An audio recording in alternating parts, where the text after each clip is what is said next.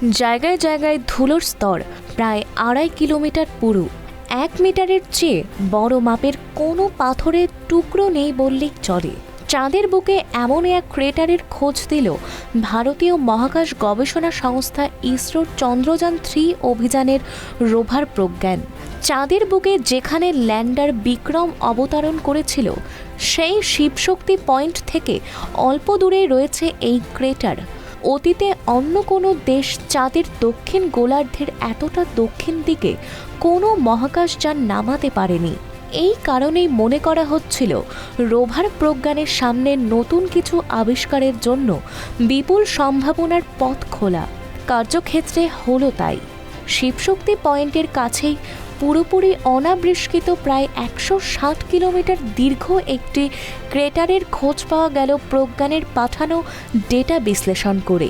চাঁদের দক্ষিণ মেরু থেকে প্রায় 350 কিলোমিটার দূরে আইটোকেন উপত্যকাকেই এতদিন চাঁদের প্রাচীনতম অভিঘাত উপত্যকা বা ইম্প্যাক্ট বেসিন বলে পরিচিত ছিল।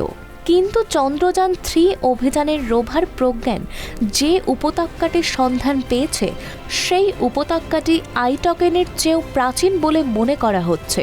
ভারতীয় মহাকাশ বিজ্ঞানীরা বলছেন, সদ্য খোঁজ পাওয়া এই ক্রেটার জায়গায় জায়গায় 1.5 থেকে 2.5 কিলোমিটার পুরু ধুলোর স্তরে ঢাকা পড়ে রয়েছে।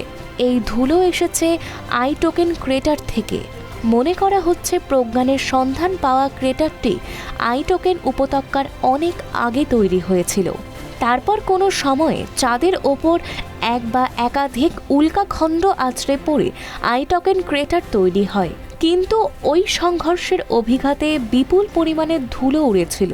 ওই ধুলো এসে বেশি পুরনো ক্রেটারে জমা পড়ে। ধুলোয় ঢেকে যাওয়ার জন্যই সদ্য সন্ধান পাওয়া ক্রেটারটিকে প্রাচীনতর বলে মনে করা হচ্ছে। যদি এই জায়গাটি আইটোকেনের পর তৈরি হতো, তাহলে এভাবে ধুলোয় ঢাকা পড়ে যেত না। প্রজ্ঞানের সন্ধান দেওয়া উপত্যকায় 1 মিটারের চেয়ে বড় মাপের কোনো পাথরের টুকরো পাওয়া না যাওয়ারও ভূতত্ত্বগত ব্যাখ্যা দিয়েছেন মহাকাশ বিজ্ঞানীরা। তারা বলছেন, জায়গাটি এতটাই প্রাচীন যে কোটি কোটি বছরের দীর্ঘ আবহবিকারের ফলে বড় পাথরগুলো ক্ষয়ে গিয়েছে। চাঁদের এই অংশটির খোঁজ পাওয়ার ফলে চাঁদের ভূতত্ত্বগত সম্পর্কে নতুন একটা দিগন্ত খুলে গেল বলে মনে করা হচ্ছে। Bureau report, tribe TV Bangla.